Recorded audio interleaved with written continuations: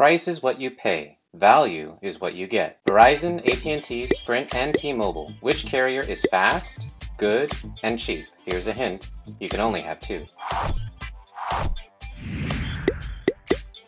Isn't it weird how so many people, especially myself, focus on which smartphone to buy, while most of our money actually goes to the wireless network carrier? So while major carriers spend millions of dollars to get exclusive smartphones or produce catchy commercials, let's pull back the curtain on the US network industry. You might be surprised to find out which US carriers offer the best value. But before I forget, here's a quick reminder. I've updated some back-to-school Amazon shopping lists filled with my favorite things. You can check the links below, and don't forget to save any good deals that you find to your cart. In this 13th episode of Phone Wars, let's continue where we left off. As you subscribers know, in Phone Wars 11, we compared the prices of the most expensive technological service most of us will ever buy, cellular network service. So in deciding which carrier offers the best value, let's try to figure this out with the help of an equation someone shared with me at my day job. Value equals quality over price. The first Network Wars episode was all about the price. But a low price isn't always a good value. Some of you don't mind paying more for quality, fewer dropped calls, faster download speeds, and just overall better network quality.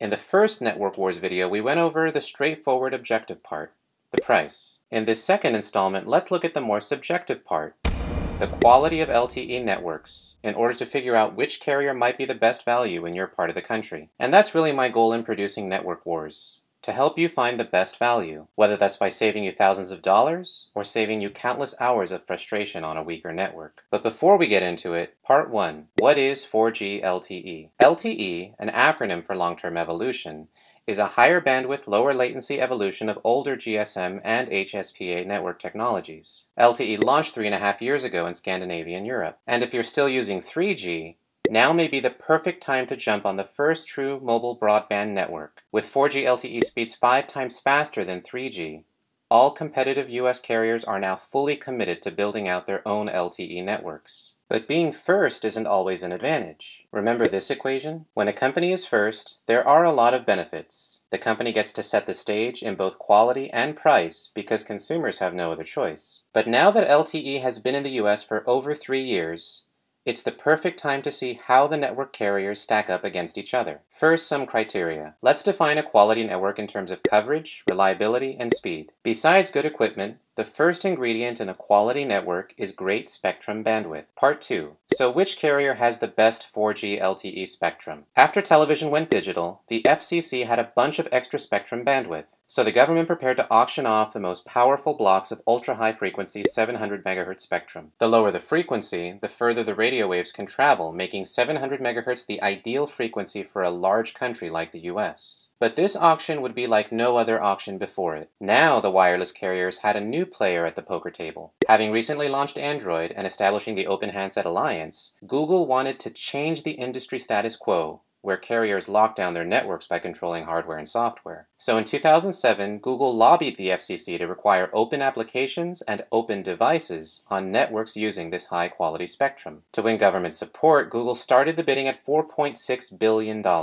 After seeing the money, the FCC decided to adopt parts of Google's proposal of open access for devices and applications. And in the end, Verizon ended up outbidding Google's pledge to win the most valuable block of nationwide spectrum. But now, Verizon had less control. Verizon couldn't block applications or block compatible devices that customers wanted to use on its future LTE network. However, the company had a trick up its sleeve. It figured out a way to get around open access for applications by doing away with unlimited data. By requiring subscribers to pay for their data, Verizon effectively locked up its network. Sure, you could run any application or use any compatible device, but now Verizon makes money either way. Also, since most of the other LTE networks were on different frequencies, the only phones that could work on Verizon's network were typically only available through Verizon. Finally, this new spectrum allowed Verizon to deploy a 20 MHz network, 10 MHz upstream and 10 MHz downstream across the entire country. So now with the best spectrum bandwidth and a strategically competitive business plan, Verizon introduced the first nationwide 4G LTE network in 2010.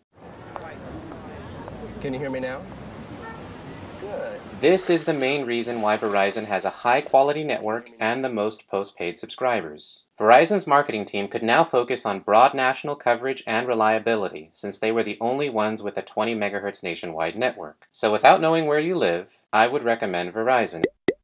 But what about speed? Network speed is a function of network capacity and the number of subscribers. It helps to picture a freeway. If you get on 101 South at around 6 p.m., you're gonna have a slow time. Too many cars traveling on a freeway quickly fills the capacity. The same things affect wireless networks. As more and more devices connect to the network, unless network capacity increases, everyone is going to have a slower time. The Verizon network got crowded pretty fast. Now let's talk about AT&T. The company also bought some spectrum from the FCC, but didn't put it to work until a year after Verizon. Rather than focus on broad LTE coverage, AT&T's early focus on capacity actually paid off. It also helps that AT&T has a strong national 3G HSPA network to fall back on, and iPhone exclusivity for a few years. By the way, kudos to the PC Mag team for data in these results. I'll link the article below. Now let's get into some comparisons. Nationally, AT&T has the fastest download speeds and the fastest upload speeds. Another important metric is the average time it takes for a device to establish an HTTP connection and receive its first byte of data. Also, the average download speed of a web page. Overall, AT&T had the fastest speeds when the tests were conducted in May 2013. And after paying Verizon $1.9 billion for its unused spectrum, AT&T now has full 20 MHz LTE capacity in its previously weak markets of Chicago and LA. But while national coverage is important, especially if you travel a lot, in certain areas, the other networks might be a better value for you. I mean, let's get real for a second. The last time I left the Bay Area was 6 years ago, so I definitely don't need to pay for broad nationwide coverage. Personally, I was surprised to see how fast T-Mobile's new LTE network is turning out. After the failed AT&T T-Mobile merger in 2011, T-Mobile not only received $3 billion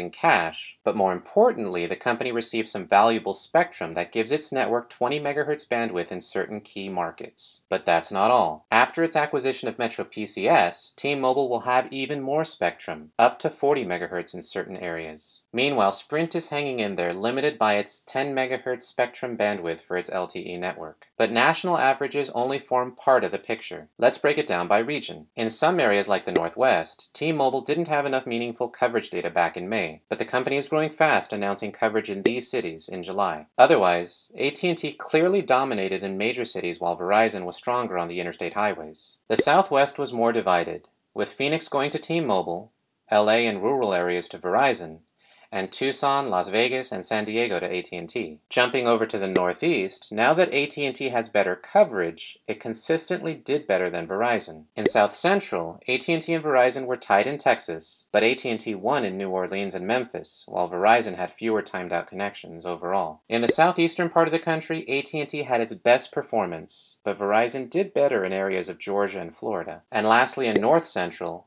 AT&T took the lead in Chicago and St. Louis, but Verizon did better in Detroit and the rural regions. So while the early LTE adopters now have large, reliable, fast nationwide networks, remember that this is just part of the value equation. What matters most is how they compare to the cheaper alternatives. If you're like me, then vacations have been pretty much non-existent. I really don't need nationwide coverage, but I do want a fast network where I live. And with its low prices, unlimited data, and upcoming LTE build-out, T-Mobile may be the best value for me and maybe for you too. The late adopters have been passing on their savings to consumers by offering unlimited data and cheaper prices. But performance is affected by many other factors, including tower location, network load, the device, and even the weather. So definitely test out a new service in areas that you frequent, like your home, work, and school, before you commit to any contracts. So to recap, Verizon has the most reliable nationwide LTE network, but the AT&T network is the fastest in almost all 30 major cities. And while Sprint is showing some promise as it switches from WiMAX to LTE, unfortunately it only has 10 MHz to work with. But the underdog that may be the best value in the future could be T-Mobile. Not only does it have a strong HSPA Plus network, but with the recent Metro PCS merger,